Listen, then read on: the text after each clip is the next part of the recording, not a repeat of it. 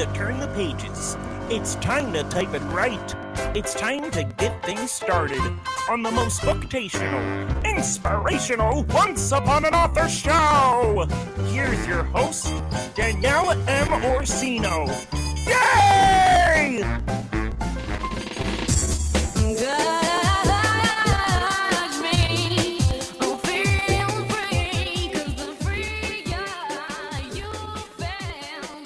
You can't let people that don't know you tell you who you are. Harley Quinn. Hello, my beautiful people, and welcome back to another episode of Once Upon an Author. I'm your host, Danielle M. Orsino. All right, so you know how I feel about trigger warnings, but I kind of have to give you one this go around for this show because we're going to get into a topic that, one, I never saw coming. And it'll all make sense, but it is a little sensitive LGBTQ-wise. So I'm just going to let you know, if I have time, there is a story about a nickname I learned. And it's not a nice one. It's a little bit of a racial slur that I was called when I was little, and how I found out it was not a nice name. If we have time, I'm going to get to the story, but I just want to let you guys know this is probably more of a sensitive show than I've done. So, like I said, I hate trigger warnings, but I just want to give you guys a heads up. As you know, probably by now, I've tried to handle things as sensitively as possible, but this story in particular is kind of near and dear to my heart. So I just want to give you guys a heads up. But it's still going to be fun, and I'm still going to give you the tea, and the story is a lot of tea. So last week, we discussed Kingdom Come. That was book 4. I told you about the cover shoot. If you went to my YouTube channel, you were able to see how I made the armor for Jarvok and all that good stuff, and the pictures that wound up being on the cover to what we wanted on the cover. So that should be all there. If you haven't gone, check it out. But before we get into everything, I just want to let you know again, could be a little sensitive. So, but here we go. Birth of the Fae, A Fae is Done, book 5. So we are 5 in. I have 1 more left. So now I've been working with these people for a while, but I decided that I would jump into the fire. I got in working with them. I know, not my brightest move. I really thought I was going to make a change, or I was at least going to find out what was going on, why the royalty statements were the way they were, why marketing. I did find out about marketing. That's part of the story. I did find that out. But let's start with the cover as always. This time I did not have to do a shoot. I had a stock photo from my initial cosplay cover shoot when I was trying out the characters. So I always knew Lady Danius, my butterfly ward, was going to be on the cover of this book because this is where she makes her big debut. And it was a character that people wanted to know more about. She just connected. So I knew I was putting her on the cover. I had done the shoot with photographer Robert Malazzo, and Timothy Allen did makeup. And they're just probably 2 of the most talented people I've ever worked with in my life. So we did these raw footage, photos, it's raw footage, and then met this Roxandra, who now does my covers. That's how we first met. She did all the digital artwork. So she kind of cleaned everything up afterwards. She did amazing photos. And I'll put that up on the YouTube channel, actually. If you go to my Instagram, you can find it, where I do a side-by-side comparison. But I gave the publisher the raw photo of Lady Danius, explained everything. I had made this beautiful silk green butterfly dress. They turned it blue, and then they put it on a blue background. I like the color blue. I'm a little obsessed with color blue. But, you know, it was like this beautiful chartreuse green with this orange kind of pleated corset. It was just, I did all the Swarovski crystal work. I mean, it was a gorgeous gown. But you don't turn it blue and then put a blue background. Oh, and if you don't believe me, don't worry. I got the cover right here. I'm going to show you that. The other thing that was supposed to go on the cover was Sunshine. Sunshine is my carnivorous butterfly. Sunshine is about 20 feet tall, kind of a monarch butterfly, orange wings on one side, yellow on the other. So he blends into the sun. That's why he is Sunshine. and he can literally bite people's heads off. He he is Danius's enforcer. He's really nice if you're on his side. If you're against Danius, he's not so nice. But I was so excited for him. So Pandy Van did this amazing illustration. I love it. He's one of my favorite characters, besides Los. Los will always be my favorite, but Sunshine's up there. So I've got this big carnivorous butterfly. I've got Danius posing, and this is going to be great. They chopped his wings off. He looks like a seahorse now. It doesn't scream carnivorous butterfly. It's like seahorse. Kind of like messing with my vibe here. This does not scream butterfly warden warrior and her enforcer. It screams like under the sea. Oh, you don't believe me? Oh, wait. We shall see this. I'm holding the cover up. If you're watching Facebook Live, you'll see this. If you're listening, please go to the YouTube channel or check the rewatch on WWDB's Facebook page. Mm-hmm. Do. Sunshine. Mm-hmm. Yeah, check that out. Yeah, okay. So you get where I'm going with this? Not really what I'm going. This book is like, I just killed off a major character at the end of book 4. So this is where the consequence of it is. And these two characters play a big part of that. Didn't go well. But I had no say. So I just had to kind of nod my head and go, oh, okay. All right. Cool, cool, cool. And hope that my description of Sunshine, that would do enough. But of course, there were editing battles regarding Sunshine. So I have this big battle scene where Danius calls for backup and Sunshine swoops in. And there he is. And he like literally lands on Faye. And he's crunching and he rips a leg off and he chews it. And, well, the editing critique I get back is butterflies don't eat. They sip. Okay, and there aren't dragons or 20-foot carnivorous butterflies. What's your point? We're in a fae world. It's fantasy. Now, I'm one to like dive deep. We've already discussed that. You know about my dragons, but it's a carnivorous butterfly. Like, I get a whole dissertation on a proboscis. I don't even know if I'm pronouncing that right, but the little straw that comes out of a butterfly's mouth so they can get the pollen and the nectar, whatever they eat, because I think that was in there too. And I'm like, okay, cool, cool. So the way I get back is I decide that Sunshine's going to slurp tendons with that, and then his jaw will unhinge and toss the body up and then just swallow it like Jaws. So he has one. Nah, nah, nah, nah, nah, nah. I put it in. So he's anatomically correct. That'll teach him. And then I had a lot of pop culture nods in this book. It just came out that way. It was just one of those where they just kind of fit in. I have a Jurassic Park mention where, clever girl, I have clever fae, little things like that. I thought it was so cute. Yeah, wah, wah, like totally did not get into it at all. My editor did not find it cute, did not find it funny. So here's a little backstory on that. I had wanted to break the fourth wall with all of these books really badly. In the beginning of each book, there is a prologue, and it's written like a Real Housewives Andy Cohen reunion, like a wrap up. I know who the narrator is. I've explained many times who it is to them. They did not find these prologues funny.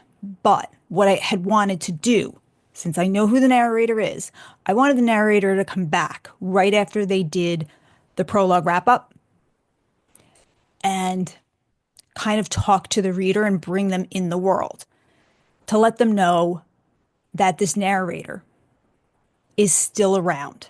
They're in the modern world telling the story as if it was a fairy tale and do these pop culture references and all this thing. They hated it. Guess what movie came out years later?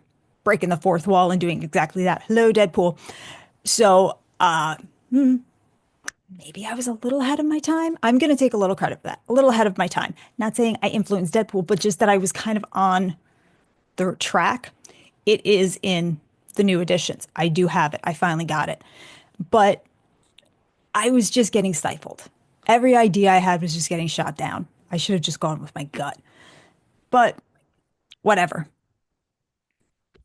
It came out, but the hardback had some issues, which I will show you again. Inside the flaps, you always get on a hardback, you have the dust cover. So you always have, I'll show it to you. So that's the synopsis. And then on the other side, you have the bio of the author. Well, mine was from book 1. It explains locked out of heaven. Wrong bio. The back of the book, blank. I have a blank back book. Usually that's where you put reviews. I had reviews because I'd done a book tour. It's just blank. It doesn't look good. Now, even if you don't have reviews, you usually ask the editor to do it. And this would have worked because the editor was an author, but they didn't think of that. It's not a good look. It's just not a good look. Whatever. At this point, I'm just starting to check out. I'm really starting to just check out. All I'm thinking is I've got one more book in volume 1, and then somehow I can get out of this because I'm actually, like I said, contracted for 10 books, and I'm trying to find a way out. But whatever. This is where everything starts to go downhill, and I realize I have made a huge mistake.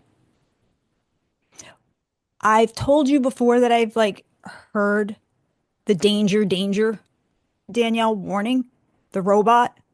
At this point, after this conversation that I have with someone there, the robot is like, girl, I told you I'm out.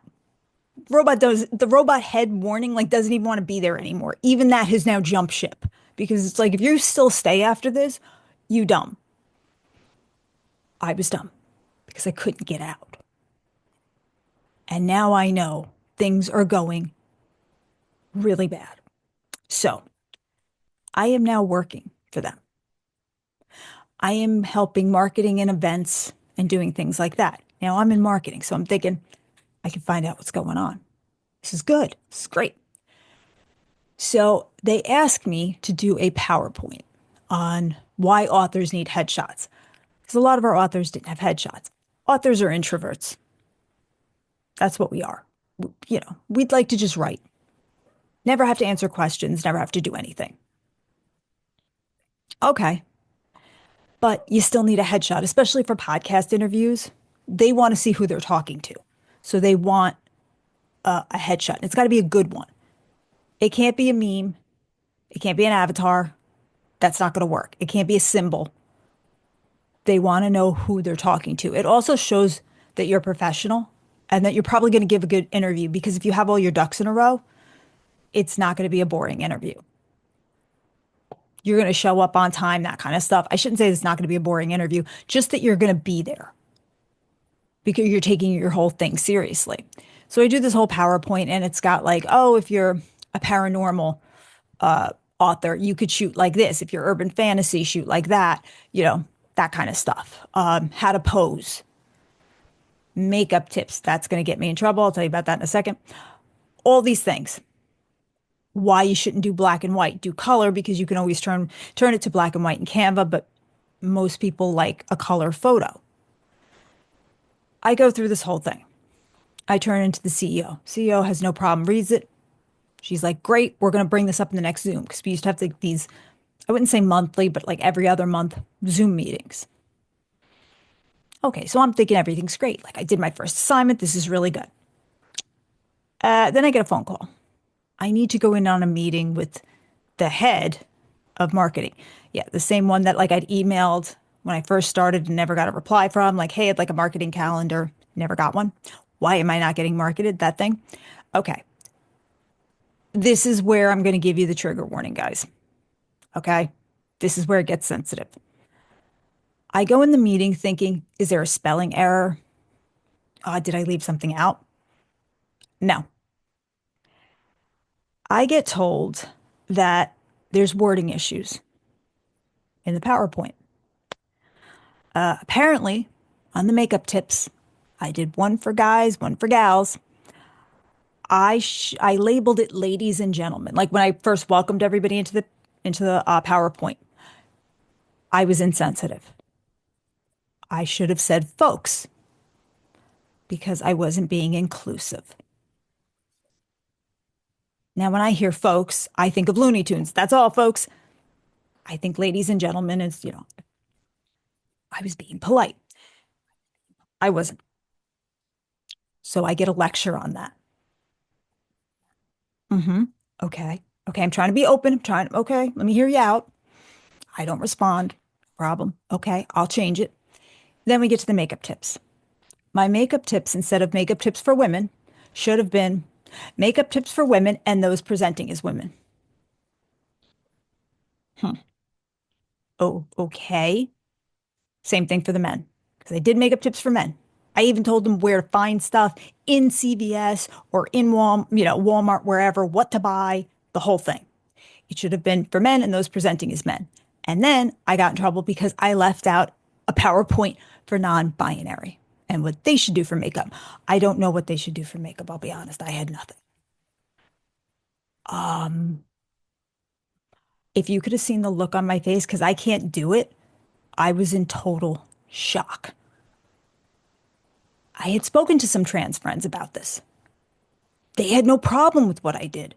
One of them pointed out, this is great. Like, I said, should I do anything? They were like, no, it's good. I'm like, all right, cool. I continue to get lectured on why it's insensitive. This lecture goes on. It's not 5 minutes. It keeps going. Okay. So I ask him, well, the CEO had no problem. He goes, well, I'm the official LGBTQIA expert. She defers to me. Mm-hmm. Mm-hmm. Okay. Apparently, I didn't understand the plight. That's when I saw red. I said, oh. I'm like, so you assume I'm straight and I'm white bread, that I don't get it. And then I did something I had never done before. I told him something that only 4 people in my life knew because I was so upset for being judged. My husband knows, my close friend Jacob, my friend Reese, and one other woman knows this. I told him I was bisexual. I'm actually outing myself right now on the radio. No one else knows this. That I had spent 30 years in the closet because I was too scared to come out myself. A female athlete who fights. I had heard every stereotype. I had heard every slur. I didn't date on the circuit. Never was seen with a boyfriend. When I mean made fun of to degrees you don't even know, even by my own family, because I never brought a guy home. Here I was having these feelings, not knowing what to do. I closeted myself for 30 years, never said a word to anyone. Now I got this little twerp telling me I don't understand the plight. So I tell him that, and I'm like, I'm sorry. You don't know who Pedro Zamora is. You don't know who Keith Haring is. I helped bring HIV awareness into our health classes in high school. Hello, Mr. Twardy, if you're still out there. Don't tell me anything. You're assuming. I lost my mind. There's another story associated with that, but I don't think we're going to have time. But I was called a slur in 5th grade because I gave a presentation about where my family was from. I didn't know it was a slur, and I let the kids call me that for weeks until I came home, told my mother, and she's the one who recognized it. They then had to give an assembly. Everybody knew it was about me. That followed me through high school. Don't talk to me about insensitivity. Been there, done that, got the t-shirt. I'm totally open to everything you're saying, but don't assume you know me. I soon learned he was pushing books for his LGBTQ authors because he felt they needed more help than others.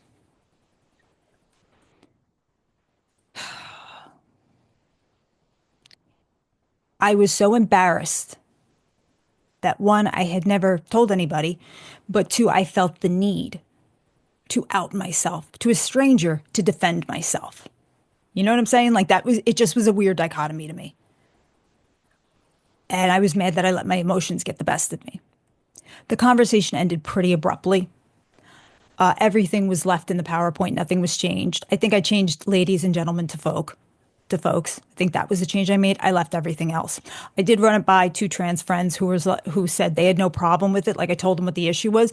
And my girlfriend turned around. She goes, unless I've told you my story, I wouldn't want it in a PowerPoint if I was an author. Because then you're letting everybody know there's a trans author. And unless I'm writing a nonfiction book about it, I don't want anybody to know.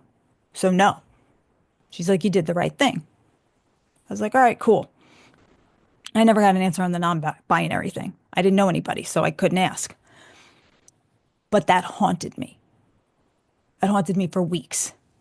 I called my best friend, Jen, and I told her, hey, look, there's something I've been meaning to tell you. And she on the phone, she went, do you think I didn't know?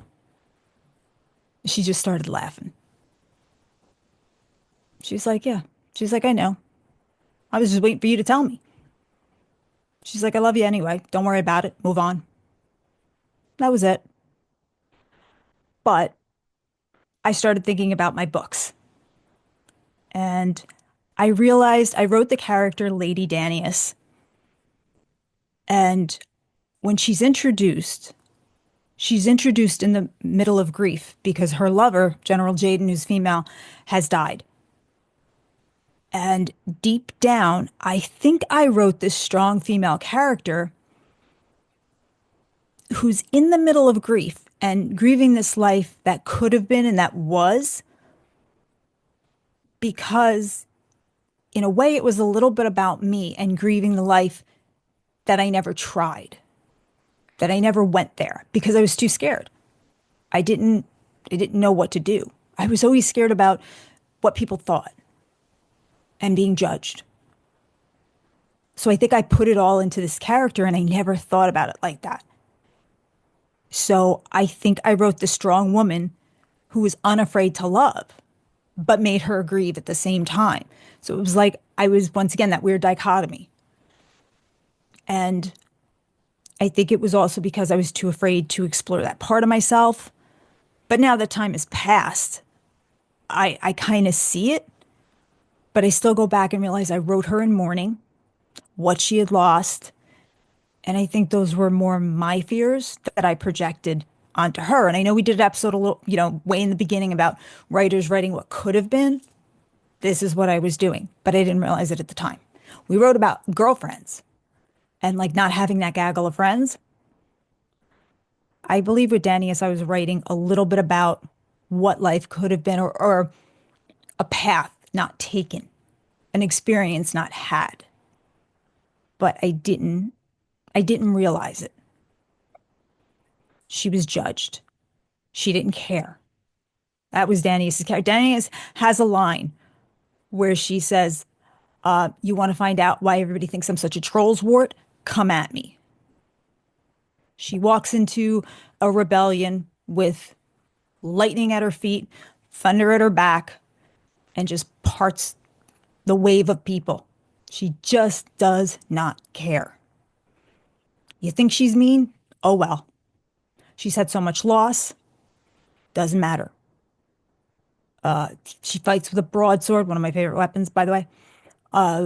It's a lot of things that I realized at the end. I was like, oh, Took me a little while. It was kind of like a smack upside the head where I looked and went, okay, got it. All right, point taken.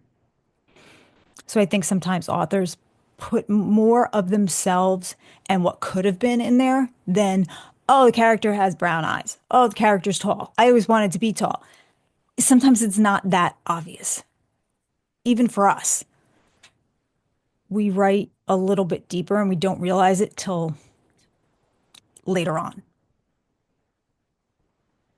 The guy stepped down soon after this whole conversation, and, the CEO couldn't believe it happened and blah, blah, blah, and whatever.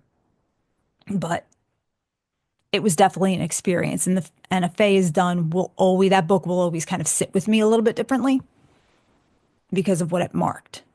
And it really did mark a piece of authenticity for me. So I think for a writer, the most powerful stories come from the truths we're afraid to tell. When you stop censoring yourself and you write honestly without fear, I think your words gain a little more weight and they tend to resonate, not just with yourself, but with other people. I think that's when people connect. And it might not be exactly like you might figure out, oh, this is about this, and it's not explicitly stated, but people get it. They'll understand your words. They can read between the lines. Readers are very smart. They'll figure it out. They know that character's special, or there's something about the situation. They will get it. You'd be very surprised. There were people who loved her from the first time, from that first photo. And all I did was write a little, like 3 sentences about her. And people were like, when is she showing up? And I waited that long. All right, guys, next week I will see you and we will get to Forgive Us, the final book in volume 1. And there's a lot of good stuff because I actually teased Birth of a Succubus, which is volume 2 in that book. And I switched editors and I actually got a pretty good editor for that one. So we will get into all of that next week. But for now, you can always catch me on Liberty Bell Smack right here on WWDB AM Talk 860. And of course, on Facebook Live Thursday nights at 6 p.m. with my lovely co-host, Marianne Costello, and our chosen producer, Tyler, where we talk entertainment, sports, and all the hot topics. If you are interested in grabbing these books, you can go to Amazon. And of course, you can grab me on Instagram at dmorsino.com and check out my YouTube channel, Danielle M. Morsino, for these episodes and all the goodies that I wasn't able to show you. So I will see you guys next week. Until then, take care and live authentically. Have a great day.